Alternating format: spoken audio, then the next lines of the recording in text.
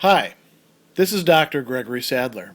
I'm a professor of philosophy and the president and founder of an educational consulting company called Reason.io, where we put philosophy into practice. I've studied and taught philosophy for over 20 years, and I find that many people run into difficulties reading classic philosophical texts. Sometimes it's the way things are said or how the text is structured. But the concepts themselves are not always that complicated, and that's where I come in. To help students and lifelong learners, I've been producing longer lecture videos and posting them to YouTube. Many viewers say they find them useful. What you're currently watching is part of a new series of shorter videos, each of them focused on one core concept from an important philosophical text. I hope you find it useful as well. In part 4 of his Discourse on Method, Descartes is going to use the terms being and nothingness in a way that I think may trip up many contemporary readers who aren't quite getting what he's attempting to say, and which is perfectly clear in his own time, but maybe less clear for those of us in the present who aren't used to thinking in these ways. So it's worth dwelling on precisely what role being and nothingness have in Descartes' arguments and explanations, and how these actually work for him. And it will help us to think about the nature of the human being and our mind and our ideas as well. So let's start with some general associations. So Descartes talks about truth, which is what he's seeking in the discourse, and he's focused on knowledge. And knowledge and truth are, in certain ways, correlative terms, right? Knowledge is of the true, and we can say that knowledge is a true relation between the mind and other things. An idea can be true for Descartes. Connections of ideas can be true. We even have an idea of truth implanted within us, as he says at another point. He also uses the language of participation. And this may throw us a bit because we might be thinking of it in a very Platonic way in terms of the forms. And Descartes doesn't have something like that in mind. But he does think that there is a way in which you might say, take on something from what it is that we're participating in. And what is it that true things or knowledge participates in? Being. The most broad thing that you can say, existence. So let's take something fairly simple, and assume that this is actually correct and I'm not photoshopping things, right? The chalk is in my hand, a true proposition. Now a proposition within your mind. There is a being here, as a matter of fact, a number of beings all related to each other in certain ways. And they have being, and as you're understanding that, the ideas that you have are participating in being just as much as this chalk is, or I, communicating to you are. Now, it gets a bit trickier when we get to the opposite, right? What about falsity? What about when things are not the way that we claim that they are, or the way that we think that they are? If I say, the chalk is in my hand, and you see there is no chalk there, and I say, oh, no, I insist. It's there. You just can't see it. Now I'm deceiving you. And if you believe me, you are in fact deceived.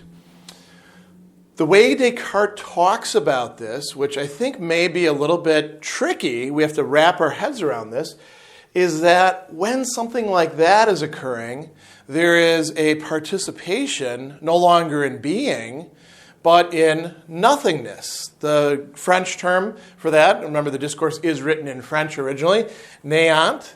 Nothingness, non-being. You could translate it as nothing if you want, although usually rien would be translated as nothing. It means a lack or a privation or simply the absence of being. So falsity, in a certain respect, is a lack of being. Not a total lack of being, because if there was absolutely nothing there couldn't be anything false. If there wasn't a hand to say, the chalk is right here, there's a being here, but there's a being that's missing the chalk.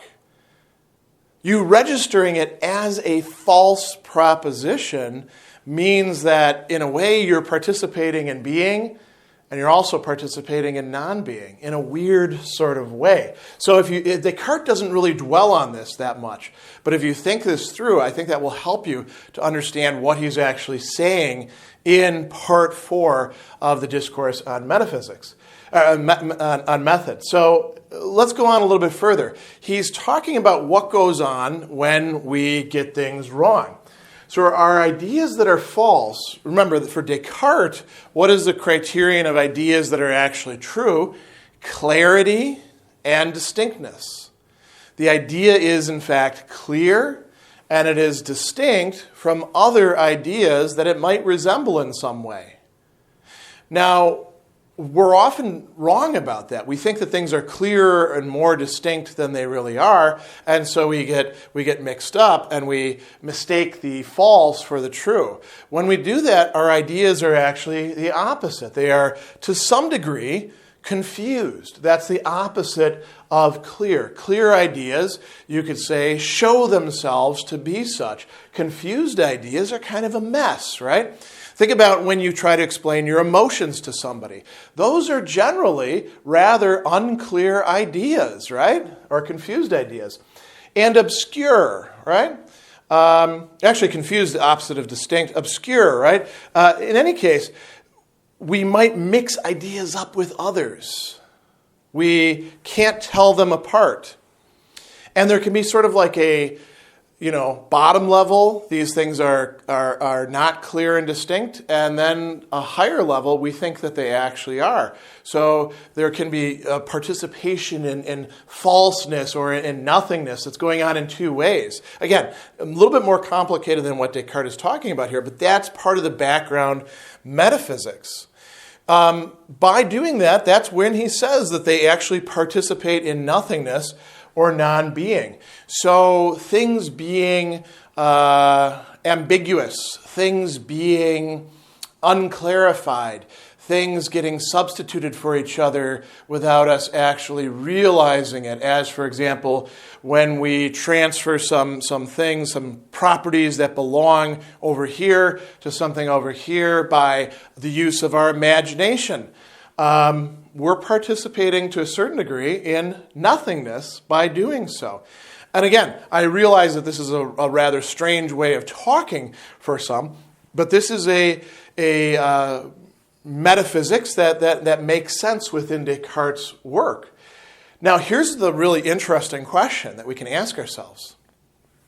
So far, we've been talking about our ideas, which are things, we can say they're in our head. They're not really in our head. They're in our mind, right? And we've been talking about things out there in the world, or perhaps the ideas that we have of them, or, ideas like that of God and the being that God would be, and so on and so forth. What is our own nature or metaphysical status? Descartes tells us that it is imperfect. We are not God.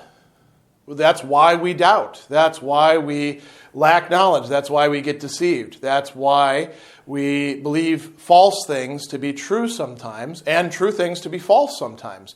And sometimes can't even tell true and false apart from each other. So we're imperfect. What does that mean about our own metaphysical status? That means that we are poised in between full being and nothingness. Now, I'm representing this with my hands in a sort of spatial way. There is no continuum in that sense, right? It's not like there's a scale where being is on one side and nothingness is on the other, because nothingness isn't anywhere. There is no nothingness, strictly speaking. And yet, we do participate in it. This may, in fact, sound to many of you like reflections coming from Heidegger or Sartre. Sartre has an entire book called Being and Nothingness. But these are reflections that are already there within Rene Descartes and the Discourse on Method. They're underlying the background. So what is our goal then? Our goal by perfecting our minds is to perfect our very being, to participate more fully in being and participate less in nothingness. By getting our ideas clear and distinct and rejecting ideas that are not such as being false or being beyond the pale, we in effect strip nothingness away from us, or if you like, we remove ourselves from the nothingness and closer to the perfection of full being. This goes a little bit beyond what Descartes is saying here in the Discourse, but I hope that you find this useful for understanding Descartes' references to not just truth and falsity, but to participation in being and participation in nothingness.